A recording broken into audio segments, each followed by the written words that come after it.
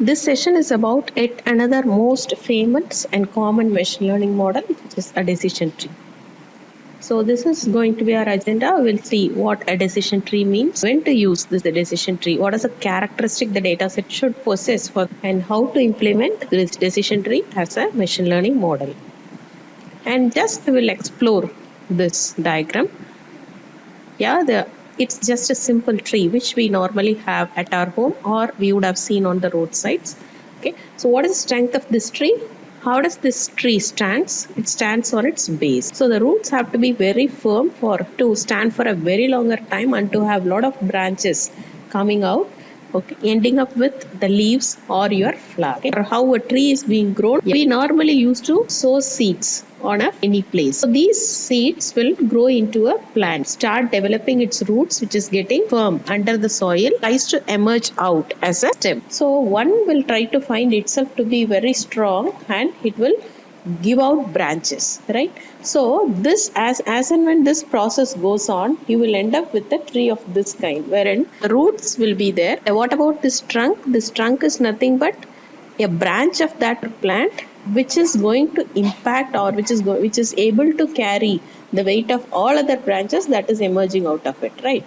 Again, if you from this trunk, if you move on to a particular branch, if you move on from this trunk to another branch, okay, so this kind of branch, this branch can again be considered as another tree, right?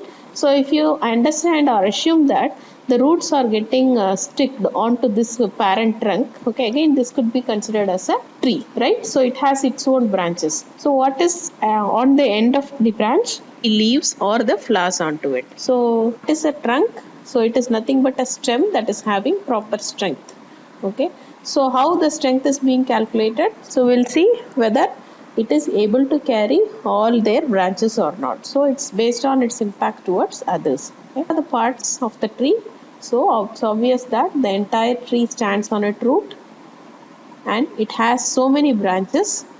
From their branches you will have leaves or flowers. So when you end up with leaves or flowers, we say it is the child node. It doesn't have any more branches. Now, mapping this concept into software engineering came the concept of decision tree. So, you have a supervised data set. What is supervised? You should have an output attribute column, right? So when your output variable is categorical, right? What is categorical? So that should be able to get divided into n number of class labels. If not, if it is continuous, there is another kind of decision tree that is available, that is correlation and regression trees, CART.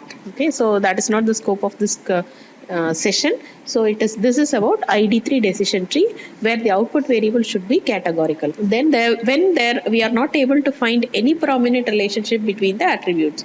What does it mean? If you have n number of attributes on your data set, so let's say if it is input attribute, if you couldn't find any kind of linear relationship between the attributes, so it's obvious that you cannot go for logistic regression, in which case you can go for decision. And when this is a non-parametric model, if you are convinced with that, okay, you can proceed. Non-parametric in the sense the algorithm won't impute any kind of new information onto the model, rather it processes the information which is there available in the data set and it will give you the out. So if all these things are okay, we can choose decision tree as an algorithm for modeling our system. Entropy and information gain.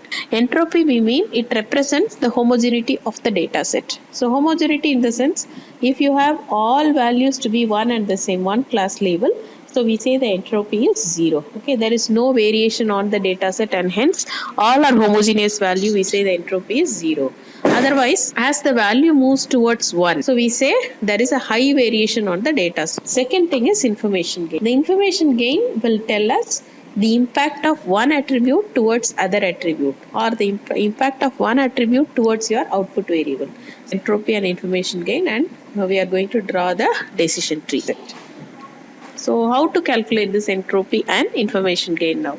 So this entropy is calculated using this formula, E is equal to minus sigma, where the sigma runs from runs for n number of class labels. C refers to the number of class label. Okay. So what is a class label? In the output column, how many number of different values are there? That becomes your class label. So you have to run this for that many number of times. PI stands for the probability of occurrence of that particular value. PI refers to the probability of occurrence of that particular class label among the class labels. For example, if you have two class labels yes or no, and if you have 10 rows or instances, then the probability of occurrence of yes among the 10 instances might be 3 divided by 10, where 3 is the number of rows having S as the value. So we are applying log. So that is the entropy value that we will be calculating. And once having calculated, so the information gain can be calculated using the formula E of x minus E of x given y. So where E of x is nothing but the entropy of the whole the data set that we have at our hand. And this E of x given y is nothing but entropy of x given one attribute y, any attribute. Okay, so we'll shortly have a complete discussion on it with a workout example. I today have taken a very prominent example, which so I have taken. Now you look at this data set, how it's something of a COVID-19 case. Okay, so I took the four important attributes for a COVID-19. So fever, tiredness, cough, breathing, and the output variable will be the presence or the absence of coronavirus. So I have just simulated some values and say whether coronavirus exists or not. This is just for our own understanding. It doesn't mean any actual data set. So now this is your output column. Okay, so what is an output? What is a class label over here? How many are there? 2, which is binary. One is yes, another one is no. Decision tree can work on both binary as well as multi-class labels. Now, with an simple understanding of what a decision tree is, we'll look at its advantages, right? So what are the advantages? It's very simple. So there are only 2 formulas with which the entire tree will be constructed, and it's very less. The bias is very less or no. Why? Because the algorithm is not going to increase or impute any value to the data set. The tree will be constructed based on whatever data set you are giving. Okay, the algorithm is not going to do anything, and hence there will be very little bias, or in fact no bias will be there on the system.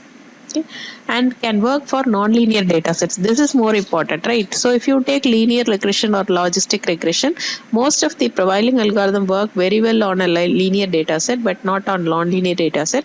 So this works fine. Okay. So advantages alone is not the concern. We have limitations too for this algorithm. So the biggest limitation is the depth of the tree. Okay. So as your data set grows, you will have n number of branches growing. Even with the number of attributes grow or the number of instances grow, the depth of the tree grows long, and the size of the tree will be very much more.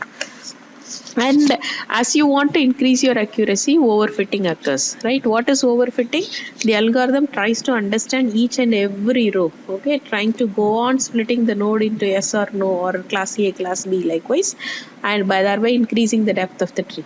So as you go down, okay, how to avoid this overfitting problem? So there are some methodologies. One is we can fix the depth of the tree. I can set it to be 10 or 20 depending on my experience. I can vary it and try how the accuracy may look like. And you can set a threshold accuracy. Let's say I'm okay with 93% accuracy. I'm okay with 94% accuracy. That we can set and we can work on it. Okay. So now in the next session, we'll be looking at how to work on this data set how to calculate entropy, how to calculate information gain, and how to construct a tree is what we are going to look at.